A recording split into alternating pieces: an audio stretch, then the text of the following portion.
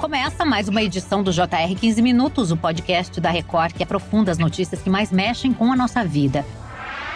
Um caminhão parado numa viela com R$200 mil em tecidos roubados. Foi dessa forma que policiais militares encontraram a carga, levada por assaltantes na região do Brás, bairro que reúne centenas de lojas e fábricas de roupas em São Paulo. A quadrilha percorreu 40 quilômetros com o caminhão, enquanto fazia o motorista refém. Mais de 60% de todas as cargas no Brasil são transportadas por caminhoneiros. E com isso, além do peso da responsabilidade, esses profissionais carregam também um grande risco. Quadrilhas especializadas têm atuado com cada vez mais agressividade, roubam cargas, sequestram motoristas e geram prejuízos milionários. O impacto vai muito além da segurança pública, atinge diretamente a economia e, claro, o bolso do consumidor. Qual é o impacto econômico real do roubo de cargas no Brasil? O que está sendo feito na prática para combater esse tipo de crime? Por que os caminhoneiros seguem sendo tão vulneráveis nas estradas? Para ajudar a entender melhor esse cenário e discutir possíveis soluções, a gente recebe hoje Leonardo Ostronoff, especialista em segurança pública, professor de Ciências Sociais da Universidade Federal de Santa Catarina e associado ao Núcleo de Estudos da Violência da Universidade de São Paulo. Seja muito bem-vindo, professor. Agradeço ao convite, é um prazer estar com vocês aqui novamente. Obrigada, professora. A gente sabe que esse tipo de crime não acontece por acaso. Existe toda uma logística e um padrão de atuação das quadrilhas. Quem traz mais detalhes sobre isso pra gente é a repórter Caterina Achuti, que acompanhou de perto o trabalho da polícia e algumas estratégias de combate ao roubo de cargas. Bem-vinda, Caterina. Oi, Adriana. Olá, professor Leonardo. Olha, o transporte rodoviário continua sendo a principal via de escoamento de mercadorias no Brasil e isso, sem dúvida alguma, faz dos caminhoneiros alvos preferenciais do crime organizado. Inclusive, segundo o Ministério da Justiça, foram registrados mais de 1.500 roubos de carga apenas nos 2 primeiros meses deste ano, uma média de 26 caminhões roubados por dia.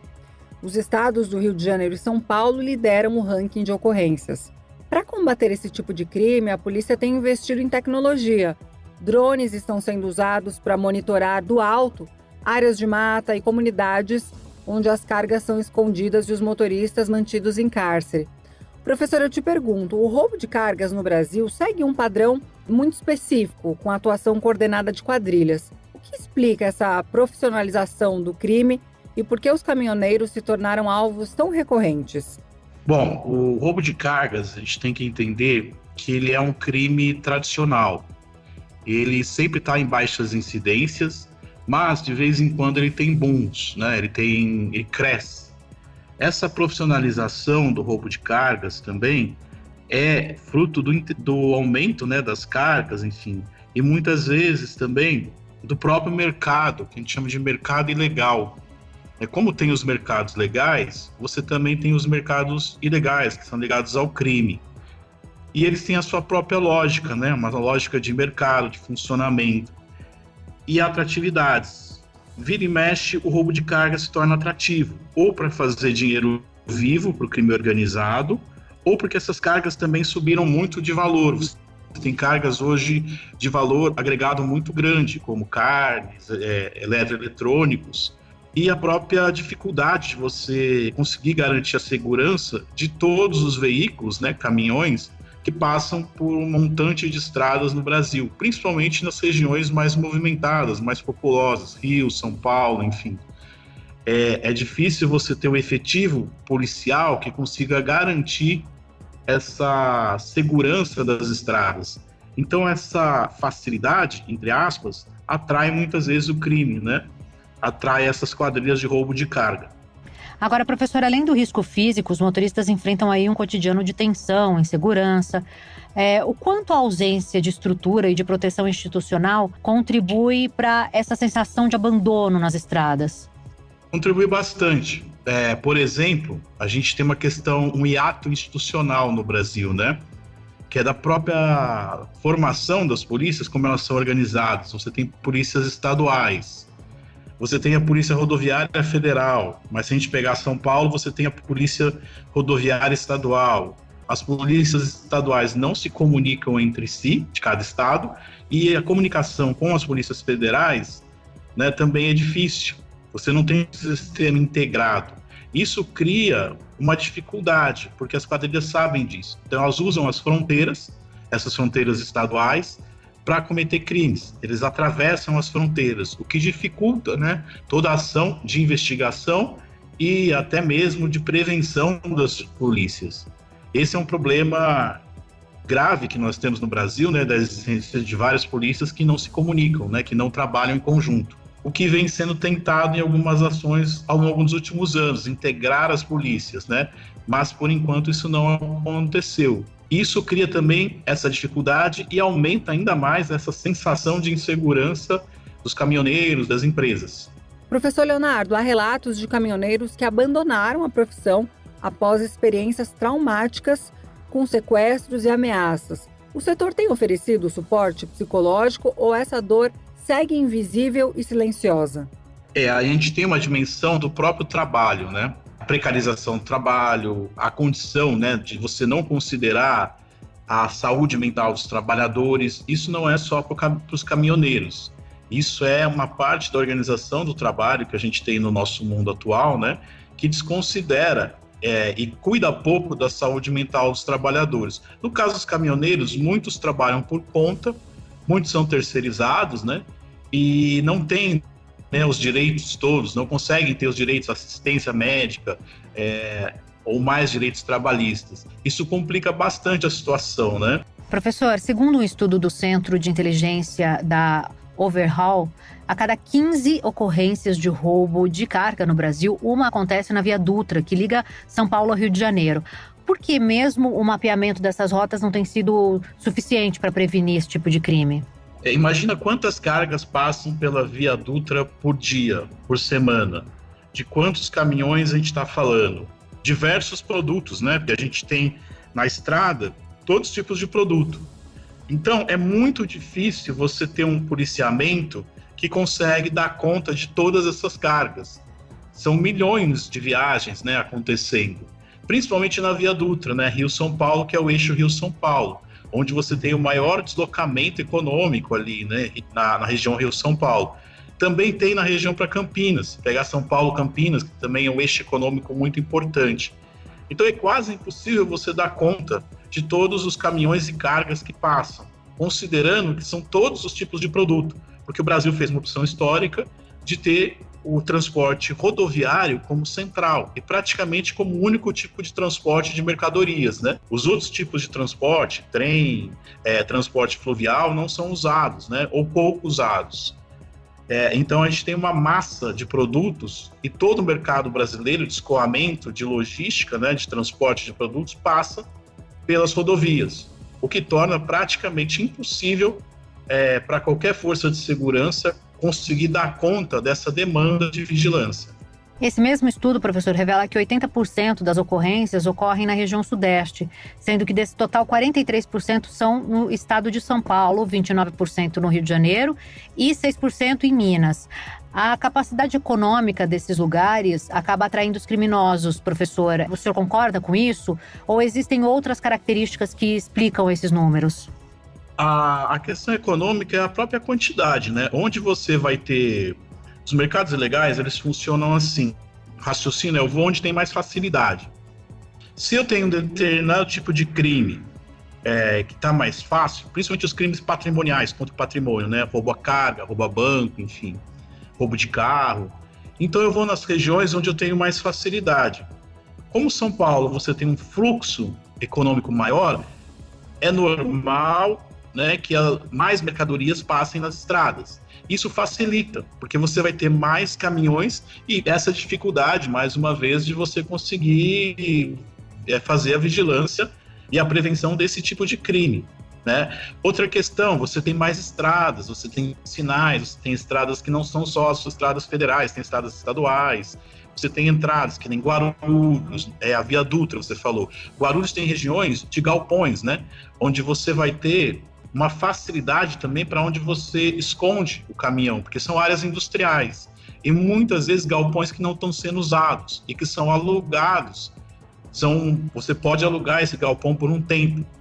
E aí essas quadrilhas fazem isso para ter onde levar o caminhão e depois fugir, né? Sumir com esse caminhão.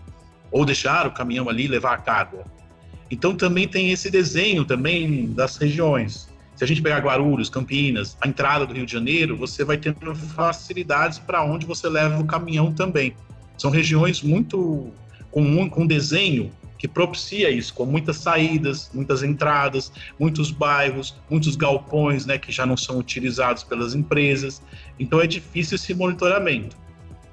Professor, tem um estudo da Federação das Indústrias do Estado do Rio de Janeiro, a FEJAM, que aponta que só no território fluminense o roubo de cargas gerou um prejuízo de cerca de 325 milhões de reais no ano passado.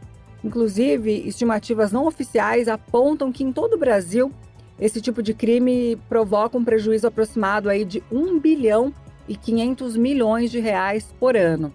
Como que esses valores se distribuem entre transportadoras, seguradoras, empresas contratantes e principalmente para o consumidor final? Quando os prejuízos estão muito altos, as seguradoras, por sua vez, de cargas muito altas, né, como eu falei, carnes, medicamentos, eletroeletrônicos, combustível, como você tem ali em Campinas, né, Paulínia, que tem refinaria, você tem que pagar o seguro é muito alto, né?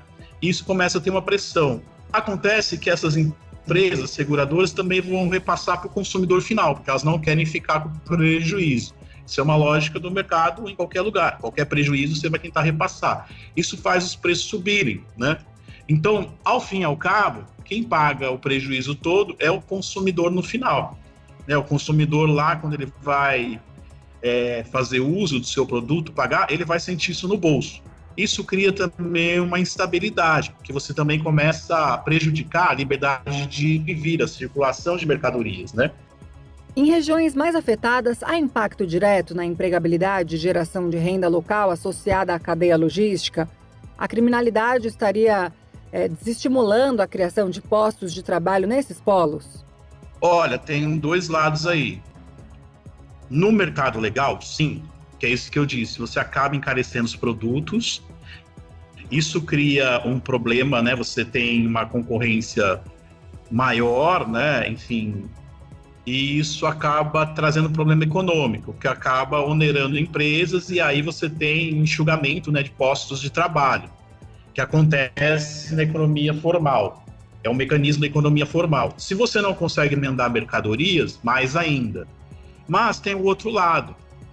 O mercado ilegal, ele também incentiva e ele também aquece localidades econômicas. Então, quando você vende essas mercadorias roubadas, né, ilegais, você também está fazendo um mercado que acaba aquecendo o próprio mercado local em algumas localidades e acaba oferecendo também meio de subsistência de forma ilegal, mas para algumas pessoas. Então, é um jogo, né, de dois lados, como a gente diz. O legal e o ilegal na nossa economia são faces da mesma moeda. Eles trabalham juntos, eles nunca estão separados, um depende do outro. O roubo de carga ele é muito usado por empresários legais que usam, né, essas mercadorias roubadas para baratear seus produtos e assim oferecer para a demanda, né, para os consumidores, um preço mais baixo, obtendo vantagens, né, na concorrência. Aquelas empresas que concorrem, né, com essas empresas que usam, né, carga roubada, têm dificuldades, né? E aí esses trabalhadores dessas empresas podem ter problemas, né? Então é todo um jogo entre o legal e o ilegal a todo momento. E o roubo de cargas é um bom exemplo disso, porque ele se mantém operando na economia formal e na economia informal.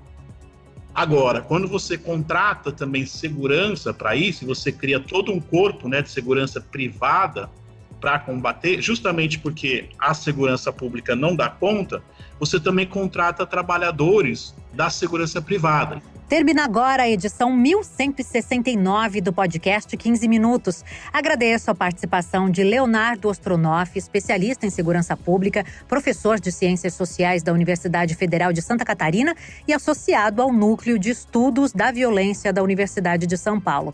Obrigada, professor. Eu que agradeço a participação e o espaço e espero que tenhamos mais conversas sobre esse tema que é importantíssimo, né? Agradeço também a presença da minha colega Caterina Schutte, repórter do Jornal da Record. Muito obrigada, Caterina. Muito obrigada, Adriana. Muito obrigada, professor. Esse podcast contou com a produção de David Bezerra e das estagiárias Amanda Fusita, Isabela Santos e Yasmin Logrado. Sonoplastia de Diego Marcondes. Coordenação de conteúdo, Deni Almeida. Direção editorial, Tiago Contreira. Vice-presidente de jornalismo, Antônio Guerreiro. Você pode acompanhar o JR 15 Minutos no portal r7.com, nas redes sociais do Jornal da Record e nas principais plataformas de streaming. Te aguardamos no próximo episódio.